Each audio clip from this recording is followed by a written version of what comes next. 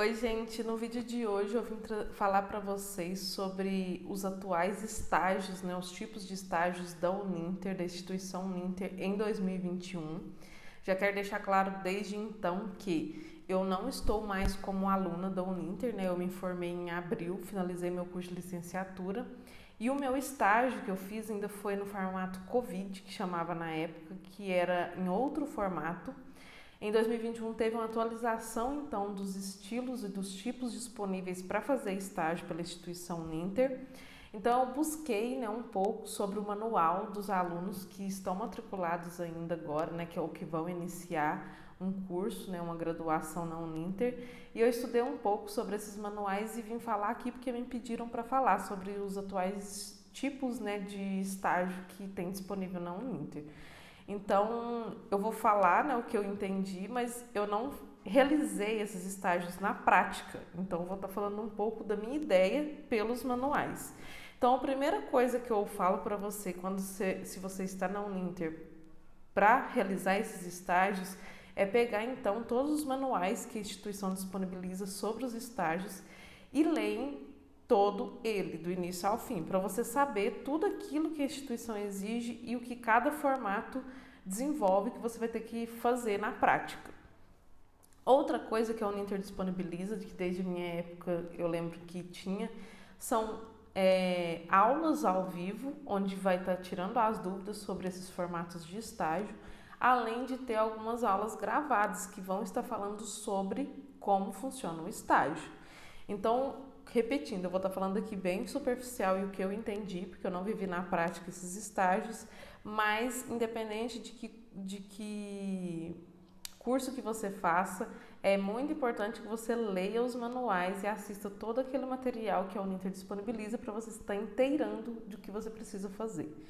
Então, falando dos formatos de estágio de 2021, a Uninter está disponibilizando 3 tipos de estágio para ser feitos. Um é chamado de estágio de ensino, outro é chamado de estágio de extensão e outro de iniciação científica. Além de ter esses 3 tipos de estágio, você não pode escolher apenas um e desenvolver todos os estágios que você tem para realizar. De acordo com o Uninter, você tem que escolher pelo menos 2 tipos para realizar. Então, depende de quantos estágios você vai fazer. Se no seu curso você precisa de realizar 2 estágios, quer dizer que você vai ter que escolher pelo menos 2 desses 3 tipos que tem para fazer. Você pode escolher um ensino e extensão, ou você pode escolher ensino e iniciação científica, ou extensão e iniciação científica, fica a seu critério.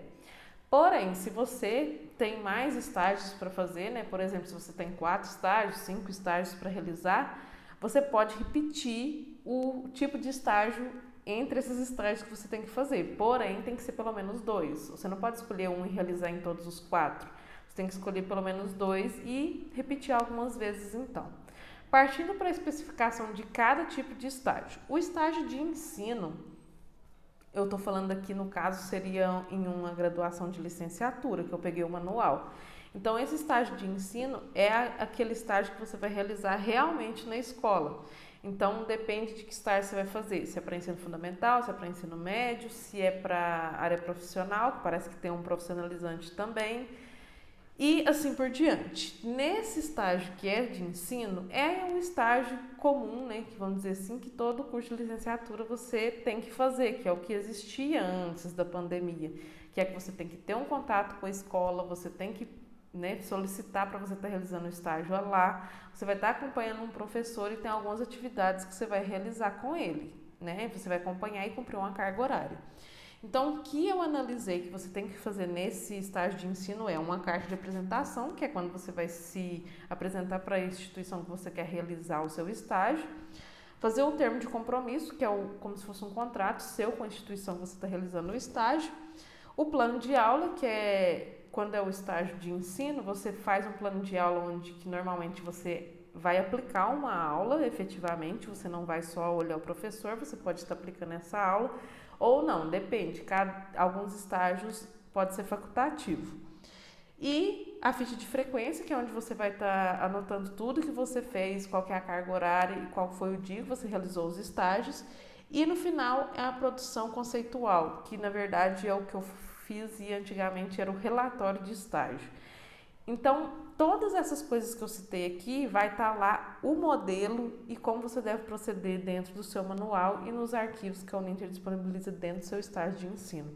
Então, o estágio de ensino é, vamos dizer assim, o comum, onde você vai estar realizando o seu estágio em uma escola.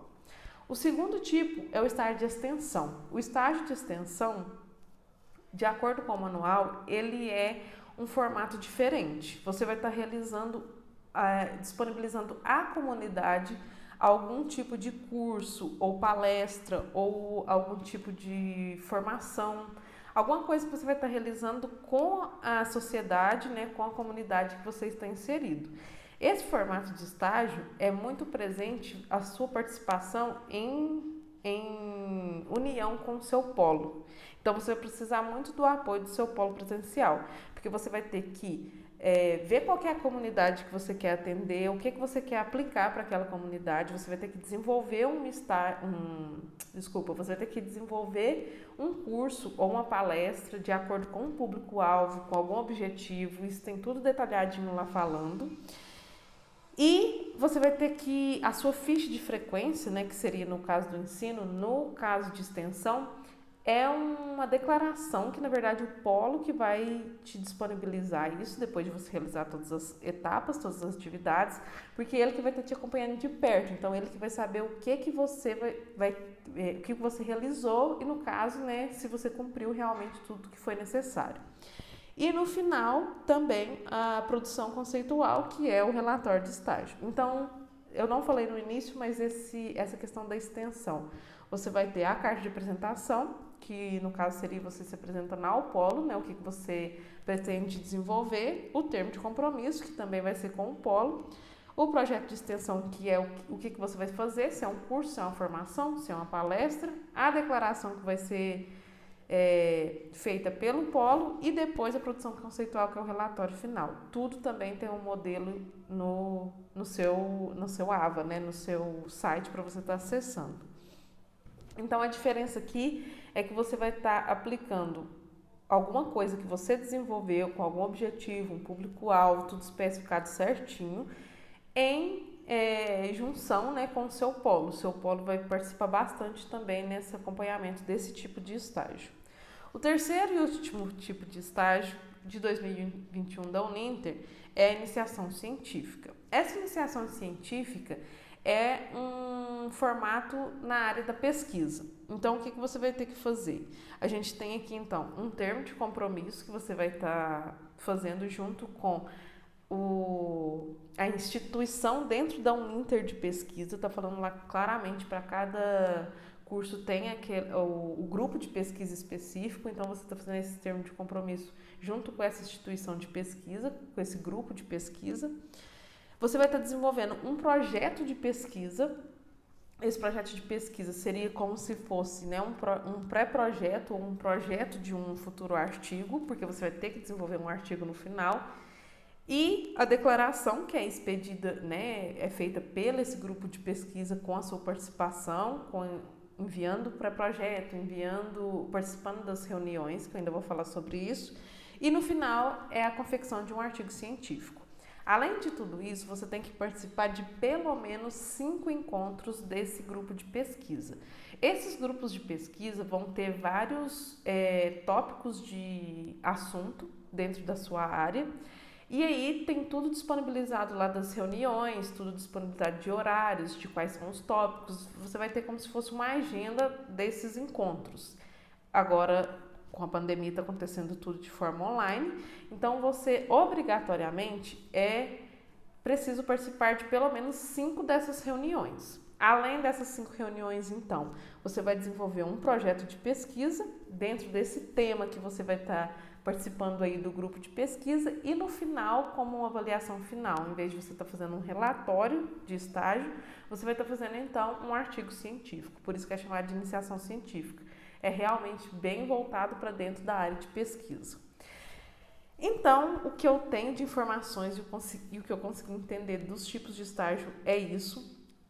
Também me perguntaram o que eu acho desses tipos, né, de estágio, dos 3 tipos, qual que é melhor fazer. Eu achei interessante esses 3 tipos de estágio, porque cada um consegue abordar uma área do ensino, né, de conhecimento, da faculdade, da graduação. Então, você tem tanto a escolha de você vai estar fazendo no ensino, que é dentro de uma instituição que você trabalharia futuramente, por exemplo, na prática você vai estar aplicando, né, aquilo que você está estudando.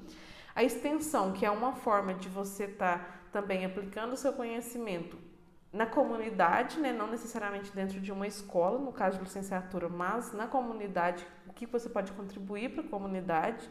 E o terceiro tipo, que é a iniciação científica, que é muito importante, ainda mais agora que eu estou fazendo mestrado, eu enxergo o quanto isso é importante, eu não tive acesso antes, é a iniciação científica, que você vai estar sendo, de alguma forma, você está tendo um contato já com a pesquisa.